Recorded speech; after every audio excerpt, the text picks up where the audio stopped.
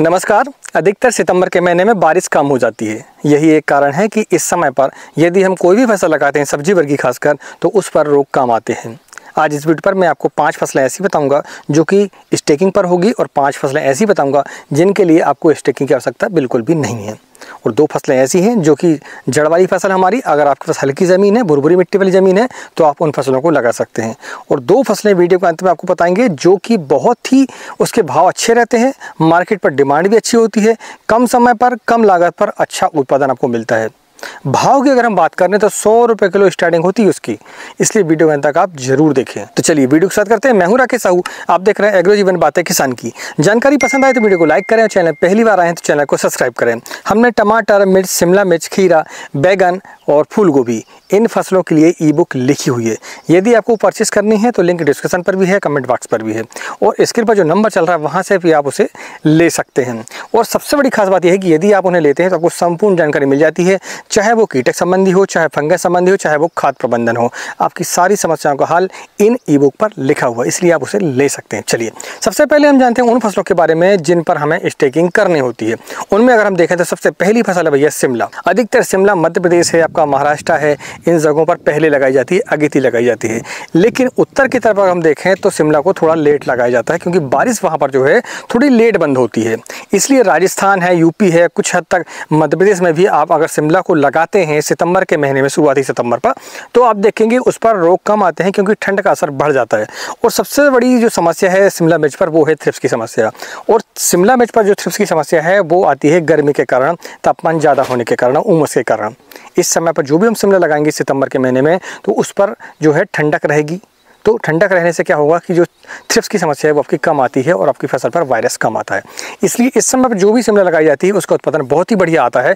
UP में अधिकतर जो है शिमला इसी समय पर लगाया जाता है, तो आप शिमला मिर्च की खेती को इस समय पर कर सकते हैं। दूसरी फसल है भैया गिलकी, नेनुआ जिसे हम बोलते हैं, तोरई भी बोलते हैं कुछ लोग, तो उसे भी आप इस समय पर लगा सकते हैं। यह एक बेलवर की फसल है, इसलिए स्टिकिंग इस पर बहुत ही आवश्यक है। यदि इस समय पर आप लगाते हैं तो आपको काफ़ी समस्या नहीं आती है, जैसे कि डाउनी मिल्डी वगैरह। और ये बेलवर की जितनी फसलें हैं इनमें सबसे बड़ी समस्या अगर हम कहें बरसात के समय पर तो वो है डाउनी मिल्डी की समस्या। तो सितंबर के महीने यदि आप लगाते हैं तो आपकी फसल पर डाउनी मिल्डी की समस्या नहीं आती है। लेकिन एक समस्या आती है वो है लीफ माइनर और पाउडरी मिल्डी, इसलिए इनसे आपको बचकर चलना पड़ेगा, अपनी फसल को बचाकर चलना पड़ेगा। इसके बाद अगर देखें हम तो तीसरी फसल हमारी भैया करेला के भाव अधिकतर 25 रुपये किलो से ऊपर ही होते हैं होलसेल पर। चिल्लर की तो हम बात ही नहीं करते, तो चिल्लर वाले तो भैया 80 रुपये किलो तक बेचते, तो उसकी हम बात नहीं करते। लेकिन करेला एक ऐसी फसल है जो कि यदि आप सितंबर के महीने में लगाते हैं तो उसमें सबसे बड़ी जो समस्या है डाउनी मिल्डी की समस्या, वो समस्या आपकी फसल पर नहीं आती है। आपकी जो करेले की फसल है वो पूरे हद तक सुरक्षित रहती है। इस पर सिर्फ पाउडर मिल्डी को आपको संभालना पड़ता है, तो नीचे की पत्तियों को आप तोड़कर चलेंगे तो आपको वो समस्या भी नहीं आती है। और जो फसल में डिस्टेंस है वो आपको बनाकर रखना पड़ेगा, कम से कम 3 फीट पर आपको सीड से सीड की दूरी और बेड से बेड की जो दूरी है आप 5.5 से लेकर 6 फीट तक रखेंगे तो आपको ये पाउडर मिल्डी की समस्या भी नहीं आती है। इसके अलावा करेला पर कोई खास समस्या नहीं है। इसके बाद हम बात करते हैं चौथी फसल के बारे में। चौथी फसल है भैया लौकी। जो भी किसान जून में लगाया था, जुलाई में लगाया था, उनकी जो फसल है वो अब समाप्ति की कगार पर, हमारी भी समाप्ति की कगार पर है। इसलिए यदि आप सितंबर के महीने में लगाते हैं तो आपको लौकी की फसल के अच्छे दाम मिलते हैं, आपकी फसल अच्छी चलती है, उत्पादन आपका अच्छा चलता है, तो आप लौकी की फसल को लगा सकते हैं इस समय पर। लौकी की फसल को लगाने का सबसे बड़ा फायदा ये है कि आपको लागत इसमें कम आती है। अगर आपके पास पुरानी बेड है तो उस पर आपके लिए लौकी बहुत ही अच्छी फसल होगी। पुरानी बेड जैसे अगर पहले आपने फसल कोई लगाई हुई है तो उसी बेड पर इसे आप लगाएंगे तो आपको अच्छा उत्पादन भी मिलेगा और कम खर्चे पर आपका काम हो जाता है। इसलिए आप लौकी की फसल को सितंबर के महीने में भी लगा सकते हैं।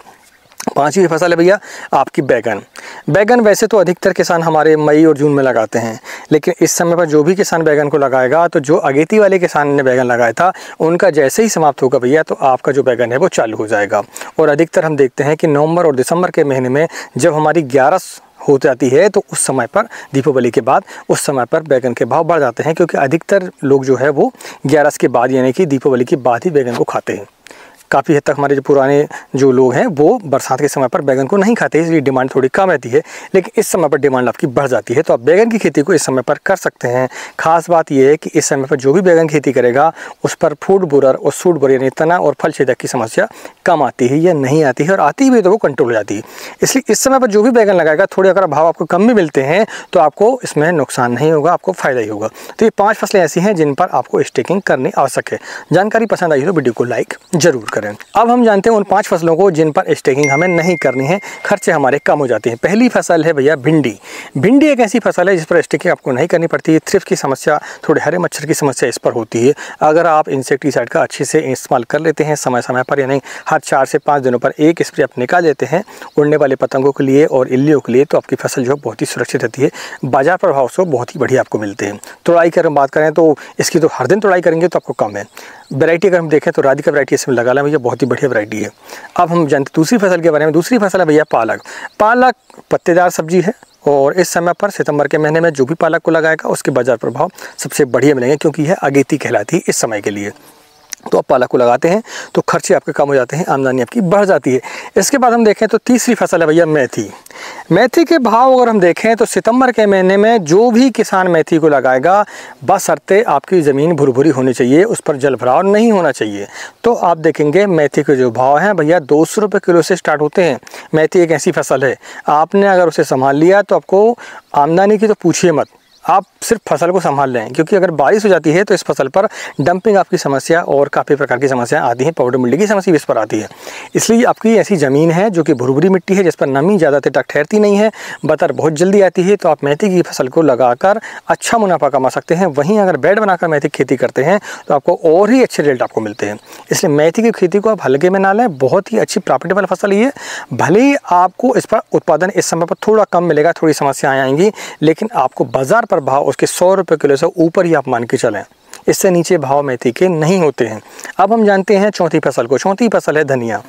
धनिया दीपावली के समय पर अगर हम देखें तो अधिकतर उसके भाव बहुत ही बढ़िया रहते हैं। इस समय पर सितंबर के महीने में जो भी धनिया को लगाएगा अच्छा मुनाफा कमाएगा। लागत बहुत ही कम है, सिर्फ आपको सीड लगाना है और आपको खरपतवार को संभाल के रखना है, बस ये समस्या है। इसके अलावा कोई समस्या इसमें धनिया पर नहीं आती है। मिट्टी भुरभुरी होनी चाहिए, ये खास बात है इन फसलों के लिए। पांचवी फसल है भैया फूल गोभी। फूल गोभी तो किसान हमारा जून से लगाते चला आ रहा आगे थी, लेकिन अब जो लगाएंगे सितंबर के महीने में उस पर जो है समस्याएं कम आएंगी। फूल की जो सफ़ेदी है बहुत ही बढ़िया आएगी, साइज बहुत बढ़िया आएगा, एक सा साइज आएगा। जो फूल आधा किलो का था वो 1 किलो का, जो 1 किलो का था वो 2 किलो का आता है। क्योंकि ठंड हमारी आ जाती है तो इस समय पर फूल गोभी जो है अधिकतर ठंड की फसल है। ये माना जाता है कि फूल गोभी जो है वो ठंड की ही फसल है। अगर आपको फूल गोभी संबंधी कोई समस्या है, कोई आपको ऐसा लगता है कि आपको जानकारी चाहिए, तो हमारी आप ई बुक को परचेज कर सकते हैं। उस पर हमें सारी समस्याओं का निदान दिया हुआ है। तो आप फूल गोभी खेती इस समय पर कर सकते हैं। लागत बहुत ही कम है और उत्पादन आपको बहुत ही अच्छा मिलने वाला है, यानी जो अगेती किसान है उससे डबल आपको उत्पादन इस पर मिलने वाला है। तो ये हमारी 5 फसलें ऐसी हैं जो कि स्टेगिंग इस पर आवश्यकता नहीं पड़ती है और आमदनी आपको अच्छी मिलती है। अब 2 फसलें वो हैं जो कि आपकी जड़ वाली फसलें हैं, यानी कि ज़मीन के नीचे जो होती हैं उसके लिए मिट्टी जो है भुरभुरी होनी चाहिए। उनमें हम देखें तो पहली है गाजर और दूसरी है मूली। ये दोनों सलाद वर्ग की फसल हैं और इनके जो भाव हैं बहुत ही बढ़िया मिलते हैं। आप यदि सितंबर के महीने में लगाते हैं, अभी से लेकर पूरा सितंबर तक, तो आप दोनों फसलों को लगाएं और अच्छा मुनाफा आप कमा सकते हैं। अब हम जानते हैं इस वीडियो की विशेष बात। जानकारी पसंद आई तो वीडियो को लाइक करें, पहली बार चैनल को सब्सक्राइब जरूर करें भैया, और ज़्यादा से ज़्यादा किसान भाइयों को शेयर भी करें। यह आपका चैनल है, इसको आगे बढ़ाना आपका ही दायित्व है। चलिए, पहली फसल है खीरा। खीरा एक ऐसी फसल है जो कि यदि आप सितंबर के महीने में लगाते हैं तो उत्पादन की मैं गारंटी लेता हूं कि 200 कुंटल से ऊपर ही उत्पादन आता है। भाव की अगर हम बात करें तो 20 रुपये किलो कम से कम आपको भाव मिलेंगे। तो कम से कम 4 लाख रुपए आपके पास आएंगे। 1 लाख रुपए अपना खर्चा भी कर दिया तो आपको जो है शुद्ध 3 लाख रुपए, 2 लाख से लेकर 3 लाख तक आपकी फसल आपको पैसा देगी ही देगी। क्योंकि इस समय पर जो भी खीरा लगाता है उसको जो है कोई समस्या नहीं आती, खासकर डाउनी मिल्डी की समस्या, पाउडर मिल्डी की समस्या भी इस समय पर नहीं आएगी। क्योंकि खीरा ऐसी फसल है जो कि ठंड तक आपकी नहीं चलेगी। 1 महीने लेकर 35 दिन उसको निकलने में आता है और 35 दिन फिर और चलती है, तो 70 दिन में आपकी फसल ही खत्म हो जाती है। तो आपको इस पर लागत कम आती है और बीमारियां कम आती हैं यदि आप सितंबर के महीने में लगाते हैं तो, और उत्पादन आपका बढ़कर आता है और डिमांड भी आपकी चालू हो जाती है इस समय पर। तो आप खीरे की फसल को इस समय पर लगा सकते हैं और अच्छा मुनाफा कमा सकते हैं। आखिरी फसल है मटर, हरा मटर। हरा मटर भैया जो अगेती लगाता है उसकी फसल अगर आ गई ना तो भाव की हम तो गारंटी लेते हैं। 100 रुपये किलो से नीचे तो स्टार्टिंग होती ही नहीं है मटर की, जो भी किसान सितंबर के महीने में लगाता है। लेकिन 15 सितंबर के बाद ही लगाना है आपको। जैसे ही ओस गिरना चालू हो जाती है, बारिश और कम हो जाती है, ज़मीन पर बिल्कुल भी नमी नहीं होती है, उस समय पर आपको मटर लगाना है। आप देख लें आपकी मिट्टी कैसी है। मैं आपको बार बार बोल रहा हूँ कि ये जो फसलें हैं सितंबर के महीने की फसलें, ये मिट्टी आधारित हैं। यानी आपकी मिट्टी अच्छी है, भुरभुरी मिट्टी है, दोमट मिट्टी है, हल्की मिट्टी है, तो आप इन फसलों को अच्छे से कर सकते हैं। खासकर पत्तेदार सब्जियों को, बिना स्टिकिंग वाली को, और ये आपको मैंने बताया मटर। इन फसलों को आप बड़े अच्छे तरीके से कर पाते हैं, लेकिन आपकी काली मिट्टी है, जलभराव वाली मिट्टी है, तो आप इन फसलों को ना ही लगाएं तो बेहतर है। हाँ, आप भले स्टेकिंग वाली फसलों को इन पर लगा सकते हैं। तो मटर ऐसी फसल है जिस पर उत्पादन अच्छा आता है।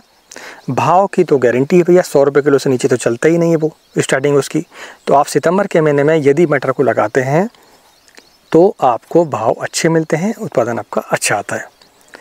आज की वीडियो में हमने आपको जो जानकारी दी है, अगर जानकारी पसंद है वीडियो लाइक करें।